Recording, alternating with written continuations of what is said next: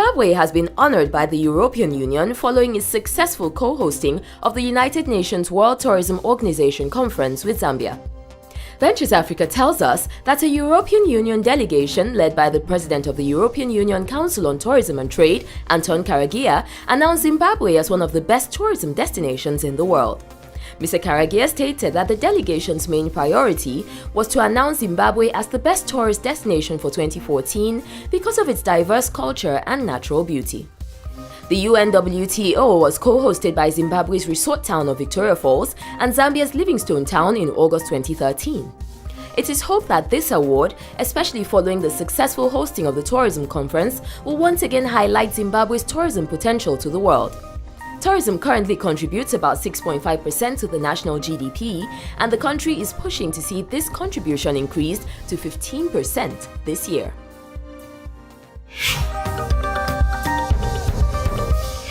While Zimbabwe is celebrating its position as the jewel in Africa's tourist crown, South Africa is enjoying the fact that it has been named as the only African country in the top 25 most attractive countries for foreign direct investment, according to a new report.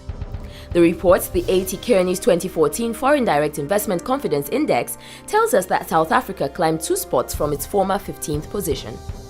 The South African government is understandably excited about the report and has pointed to it as a sign that South Africa's focus on development is bearing fruit.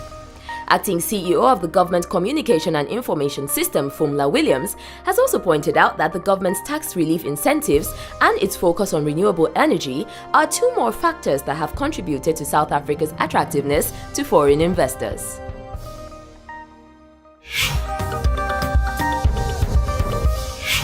We're still talking money with this report from Ventures Africa that Africa's agricultural sector is projected to grow by about $1 trillion by 2030. This very interesting information was made public by Nigeria's Minister of Agriculture, Dr. Akinwumi Adesina, at the 2014 International Agric Expo held in Lagos, Nigeria. The minister also shared some of the giant strides that the ministry has made in the last few years.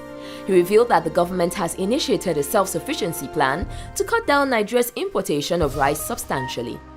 Nigeria currently spends about $4 billion on rice importation, and the plan is to save about $2.5 billion of that every year.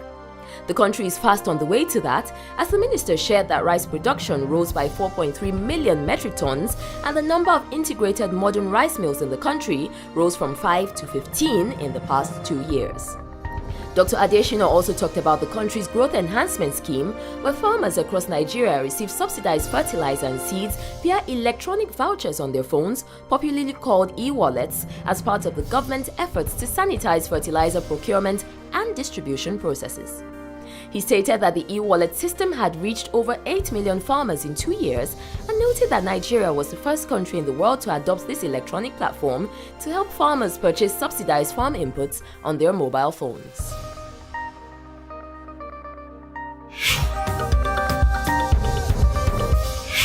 And from Tech Cabal, the news that taxi location app Easy Taxi is expanding its operations to Abuja. The app started out in Lagos and is now working with about 600 drivers. In Abuja, Easy Taxi is kicking off with 100 drivers with a bid to adding more. The organization is working with Google Nigeria on this. Google Training teaches the drivers how to use the local Google Maps, and the drivers use their in and out knowledge of the streets to make sure that the maps are accurate.